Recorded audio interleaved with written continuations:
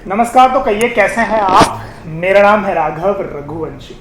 अभी कल मुझे कोई कॉल करके ये कह रहा था कि सर आपने इतने सारे इंटरव्यूज़ लिए, आपका बेस्ट इंटरव्यू कौन सा रहा। तो मैंने उन्हें ये कहा कि मैंने बहुत सारे इंटरव्यूज़ लिए, मेरे दो बेस्ट इंटरव्यू रहे, एक वीरेंद्र सक्सेना साहब का और जो मैं कल लेने वाला हूँ रघुवीर यादव साहब का मेरा बेस्ट इंटरव्यू होने वाला है। और ये बात मैं बिल्कुल इसलिए भी नहीं कह रहा हूँ कि साहब साथ में बैठे हैं तो मैं चापलूसी कर रहा हूँ। ये वो वर्सेटाइल एक्टर्स हैं बॉलीवुड के जिन्होंने लोगों को सोचने पे मजबूर किया है और ये बताया है कि सफलता पाने के लिए साहब आपका कद होना ज़रूरी नहीं है, सफलता पाने के लिए आपका गोरा रंग होना ज़रूरी नहीं है, यहाँ तक कि सफलता पाने के लिए आपकी अगर बॉडी भी नहीं है तो भी चलेगा। सफलता तो केवल मिलती है मेहनत से, शिद्दत से और लगन से। और रघुवीर यादव साहब एक उसी सितारे का नाम है जिन्होंने अपने अदाकारी से, अपनी एक्टिंग से तमाम फिल्मों में, बॉलीवुड की जितनी भी फिल्में करी हैं, चाहे छोटे पर्दे पे काम किया है, लोगों को अपना लोहा मनवाया है। सर मेरा पहला क्वेश्चन ये है, मैं आपके बारे में पढ़ रहा था कि आपने घर छोड़ दिया एक लड़के के साथ जी, क्योंकि आपको लगता था कि आप परीक्षा में फेल हो जाएंगे। वो आपको अपने फूफा जी के यहाँ ले गया और वहां से उन्होंने अपना घर छोड़ दिया, आप अकेले पड़ गए जी। तो संघर्ष की शुरुआत वहीं से हुई क्या सर? संघर्ष तो नहीं कहेंगे, मैं तो इनको तजुर्बा कहता हूँ।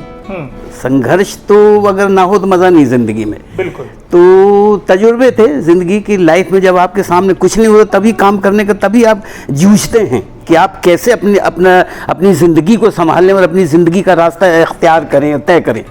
तो बस उसका छोड़ के जाना तो मेरी तो खुशनसीबी है कि जैसे फेल होना भी मेरी खुशनसीबी है कि फेल ना होता तो मैं आगे बढ़ने के लिए सोचते नहीं। अगर फेल ना होता तो हो सकता है कि मैं किसी फैक्ट्री में मुझे नौकरी मिल जाती या कुछ हो जाता और मैं अपना वही गाय को जैसे खूंटे से बांध देते हैं कि सुबह छोड़ दिया शाम को फिर वापस वही सिलसिला शुरू हो जाता। तो हमेशा मुझे ये लगता है कि जो भी होता बहुत बेहतरी के लिए होता है, अगर आपकी नीयत साफ हो, अगर आप में ईमानदारी हो और आप में मेहनत करने का जज्बा हो। तो ये जो संघर्ष और स्ट्रगल, इन चीज़ों को मैं कभी नहीं मानता। मैं सिर्फ सीधी एक बात को मानता हूँ कि तजुर्बे हैं, मेहनत है। और वो जो स्कूल की घंटी जो सुबह सुबह बजती है, जब पहली क्लास में हमारा नाम लिखाया जाता है और स्कूल की घंटी जब सुबह बजती है, संघर्ष वहाँ से शुरू हो जाता है, अगर आप उसे संघर्ष कहते हैं। दरअसल वो संघर्ष नहीं है, वो आपको, वो घंटी वो जगाती है, वो आपको प्रेरित करती है कि भैया पढ़ लो, लिख लो, कुछ करो। हाँ, तो पढ़ाई ज़रूर नहीं कि स्कूल की, वो ज़िंदगी की भी पढ़ाई है। आप जहाँ रहते हैं और आप जहाँ मोहल्ले पड़ोस में जहाँ जाते हैं, जिनसे आपका वास्ता पड़ता है, तो ये सब आपको सिखाने वाले लोग होते हैं। अब वो क्या सिखा रहे हैं, अच्छा सिखा रहे हैं या बुरा सिखा रहे हैं। अगर बुरा सिखा रहे हैं तो एक्सेप्ट मत करिए, अच्छा सिखा रहे हैं तो एक्सेप्ट कर लीजिए। तो तमाम उम्र में बस सीखता रहा हूँ और आज भी सीख रहा हूँ और बड़ा मज़ा आता है सीखने में, और इसको मैं संघर्ष नहीं कहता, सीधे आप सीख रहे हैं जी। 2.5 रुपया प्रति माह आपकी सैलरी मिली थी नाटक में, तो कैसे संघर्ष करते थे, कैसे सरवाइव करते थे 2.5 रुपये में? 2.5 रुपये प्रति माह तो नहीं, पर डे था 2.5 रुपये, 2 रुपये 50 पैसे। हाँ, वो शायद गलत समझ के लोगों ने 2.5 रुपये पर डे मिलते थे। जब मैं वो पारसी थिएटर में था 6 साल, बिल्कुल खाना बदोशों वाली मैंने ज़िंदगी गुजारी कि कभी 2.5 रुपये पूरे मिलते थे, कभी 1.5 और कभी 1 रुपये में ही काम चलाना पड़ता था। कभी जब बारिश वारिश हो जाती थी तो शो होता नहीं था, तो फिर वैसे 50 पैसे और आटा। उस समय लगता था कि कुछ हो तो रहा नहीं है ज़िंदगी में, वापस घर चला? नहीं, कभी नहीं। मुझे हमेशा लगा कुछ हो रहा है, कभी ऐसा नहीं लगा कि कुछ नहीं हो रहा है। देखिए, अगर ऐसा सोचने लग जाएं तो ऐसा लगता है हम हार के बैठ गए हैं, कुछ नहीं हो रहा है। हो तो रहा है, ये भी तो एक तजुर्बा, एक्सपीरियंस है कि आपको 8 आने में आपकी ज़िंदगी गुजारनी है और खुश रहना है और सीखना है।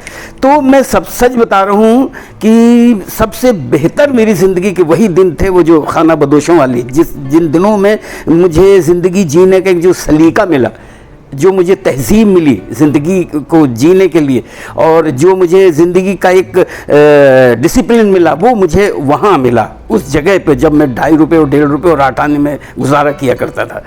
तो ये तो बस सोच की बात है कि आप या तो पैसों के पीछे भागिए कि पैसे के लिए कुछ भी कर लीजिए, या अपने आप को संभालने में भागिए कि आप अपने आप को कैसे बना सकते हैं, आप अपने रास्ता कैसे देख सकते हैं कि आप किस रास्ते। मैंने कभी मंजिल नहीं बनाई कि मैं वो बनना चाहता हूँ, ये बनना चाहता हूँ। मैं सिर्फ सीखना चाहता रहा और रास्ता बनाते चलता हूँ, और बस मुझे रास्ता ही बनाना है, कुछ मुझे मंजिल नहीं बनानी। शुरुआत तो आपकी ऐसा सिंगर हुई थी, आप सिंगर बनना चाहते थे, फिर सिंगर बन नहीं पाए और आप मूवीज में आ गए। नहीं, बन नहीं पाए वाली बात नहीं है, बन गया। आपके गाने मैंने सुने। जी हाँ, मतलब सिंगर तो मैं था। और जब मुझे एक तरह से, हाँ ये बात सही है कि मैं सोच के ये चला था कि कहीं म्यूज़िक किसी उस्ताद की शागिर्दी कर लूँगा और म्यूज़िक पे वो करूँगा। लेकिन जब एक्टिंग गले पड़ी और मुझे एक्टर का जो पेशा जब मैंने अख्तियार किया, तब मुझे इसलिए अख्तियार किया कि मुझे बात समझ आई कि ये ऐसा पेशा है जिसमें कि म्यूज़िक तो क्या और भी बहुत सारी चीज़ों का आपको सीखना बड़ा लाजमी, बड़ा ज़रूरी है, नहीं आप बन ही नहीं सकते। तो म्यूज़िक तो एक उसका एक हिस्सा बन गया। तो फिर मैंने वो इख्तियार किया और बड़ी शिद्दत के साथ मैं उसमें लग गया और मुझे लगा कि इससे बेहतर पेशा मेरे लिए और कोई नहीं हो सकता।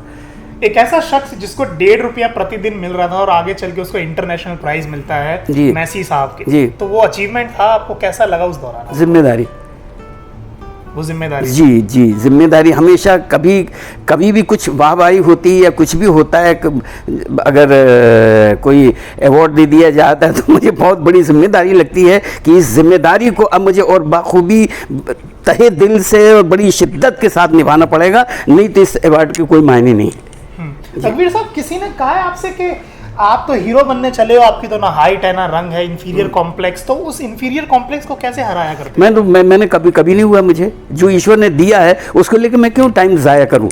उससे बेहतर है कि वो जो टाइम ज़ाया करने वाली वो उसमें कुछ सीख लूँ मैं।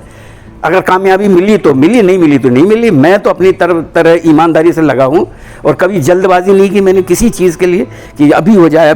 जो सोचते हैं अभी हो जाए वो कभी नहीं होता, क्योंकि आप अभी भी सीख रहे हैं। जी जी, और अभी भी मुझे तो लगता है कि अब और पता लगता है कि पूरा समंदर भरा पड़ा है भैया, कितना सीख लोगे आप। एक ज़िंदगी तो बड़ी छोटी लगती है। बिल्कुल। तो रघुवीर साहब, जो गरीब घर के युवा हैं जिनका सपना है कि हमें हीरो बनना है, बड़े पर्दे पे आना है, चकाचौंध वाली जिंदगी जीनी, तो क्या चाहिए हीरो बनने के लिए? एक तो ये जो चकाचौंध लफ्ज़ है ना, इसको तो हटा देना चाहिए। अच्छा। ये वो चकाचौंध वाली ज़िंदगी नहीं है, आपको बाहर से ज़रूर चकाचौंध वाली, ये बड़ी सेल्फ टॉर्चर वाली ज़िंदगी है।